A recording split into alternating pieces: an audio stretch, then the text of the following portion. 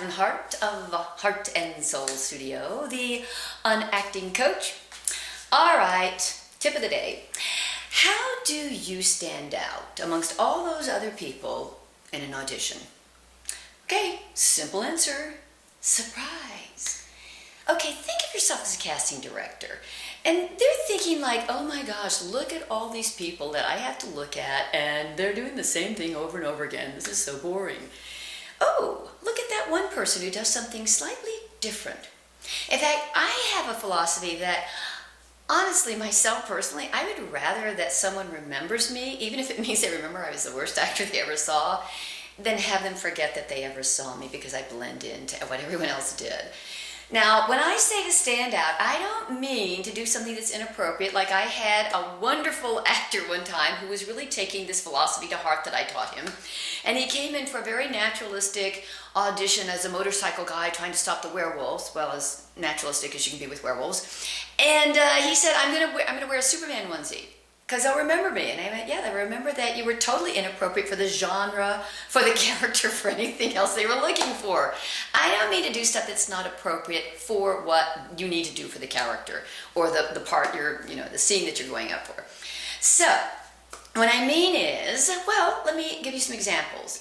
How can you surprise a casting director? Number one, at the very beginning of the scene, always bring them in by doing something that they don't quite expect you to do.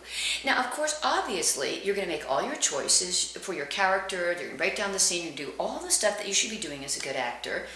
And you want to create that reality at the very beginning of a scene every time. It doesn't start when you start talking, guys. It starts when I create the reality. The writer wrote all that stuff too.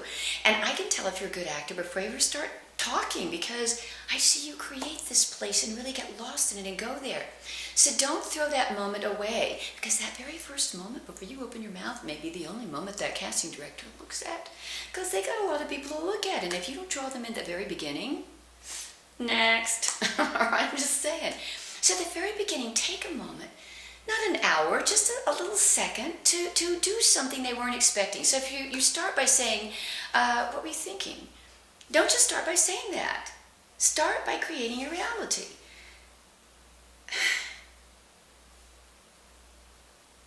What were you thinking? Just do a little something that not everyone else is doing. See, it's simple, it's real, it's natural, it doesn't do anything strange. I'm just requiring myself to do something. A little something there, or think a thought that no one else is thinking at the very beginning. That would be appropriate again. And for the ending, always do something a little different on the end too, because that's the last thing they see you do. So always put a little shift in the very end.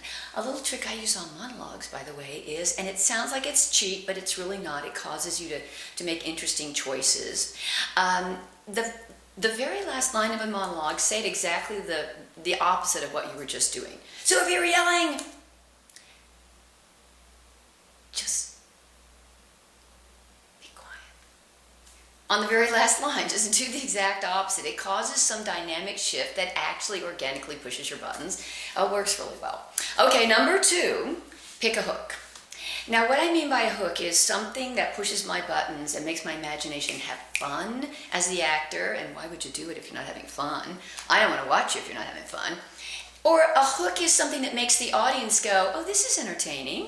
I haven't seen this before. I like this. So it could be something that you use, a prop, although I really don't like to use props in auditions. I suggest you don't, except there's always an exception for every rule. Like I did the audition tape for Debbie Ryan when she got her first big gig for Disney.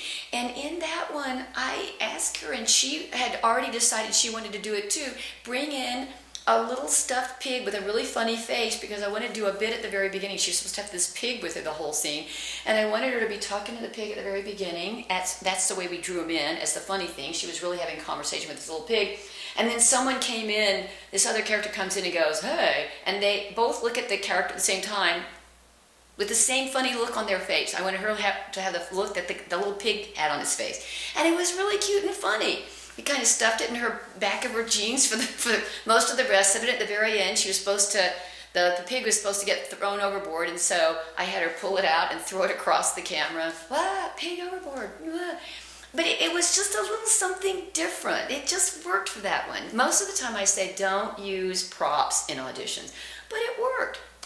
Or like when I got into Juilliard, I went in to do my audition and honestly was not thinking anything about, I want to get into Juilliard, which is the best way to do an audition, is to not really be needy for it. I just wanted to have fun. I love to act.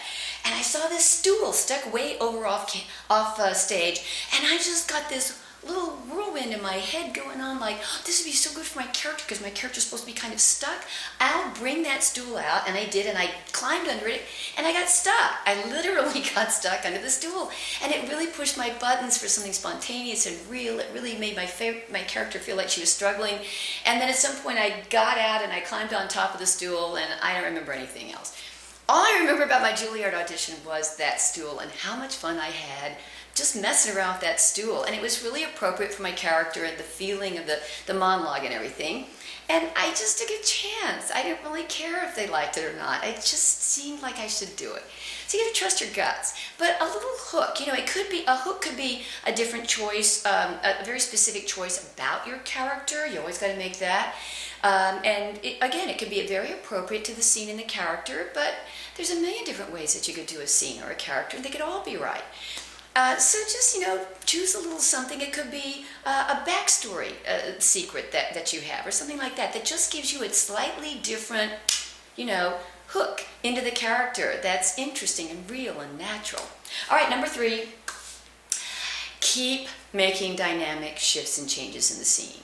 Now, honestly, acting is reacting, basically. So you want to be being affected and reacting all the time by very natural, real, spontaneous little nuances.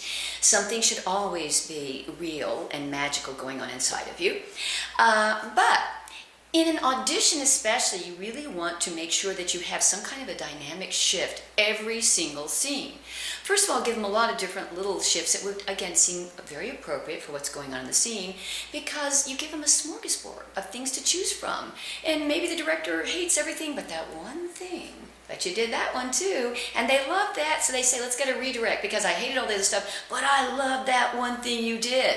Great! I had a lot more chances of doing what he wants me to do. But if you make these dynamic shifts, the scene really makes a big shift or a big change, again, appropriate for the character and scene, that shift and change, I bet no one else is going to do. And that shift is going to be spontaneous and real and interesting, and no one else did it. That gets their attention. Okay, that's very simple. Ooh, my next client's coming.